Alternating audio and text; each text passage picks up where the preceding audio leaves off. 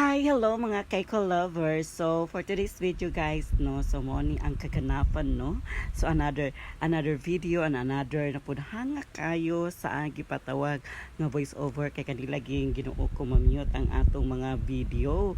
So that time guys, so for today's video na ami kwaon nga something na nag-contact sa mo nga naa siya mga collection nga na siya na-collect ng mga Mountain Dews o mga chichirya. So super blessed kami and of course so very thankful kay nagkugi yun siya. Shout out to Mami Wewen. So thank you so much sa mo na ang mong giagian guys, no, although ato dyan may anak sa Dao Provincials. Ayan ang mga kasinati og ang kaganapan sa pagbiyahe-biyahean mo sa pagkuha lang ana nga mga materials. Yes, ngani jud mi kakuan katawi.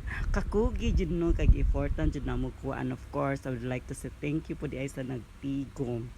So ayan guys, so nanami ana nga area kay ngon siya gisulodon niya og sako at the same time gitigom Ginoo ko nangita pa yung iyan anak kanalibo ko aha nga sako ani kay ang butang aha gibutang. So sis nakita na jud ni sa akong friend of mine. Again, thank you so much. So ayan ang ating mga plastic bottles na Mountain Dew at the same time the chichirya. So madagko kag salamat ani sa nga nagtigon, and of course thank you so much for saving our Mother Earth for just a little char lang basta oy Ginoo ko dako nakaniktabang sa atong kuan environment. So ayan sis, nakuha na anak ko ang katong giingon nga kuan gipatigom. So pauli namin nga time no sa muna ang mga area nga magian guys, no.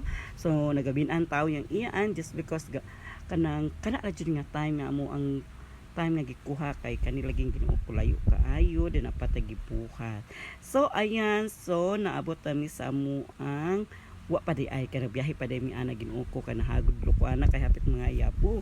So Ginoo ko di ula biya siya tanawon no kada kang agi tagdalan kay bilang na masura. So ayan guys, nakuha na namon abot kami sa balay. So ayan, so ubay-ubay jud sa thank you so much. Bye.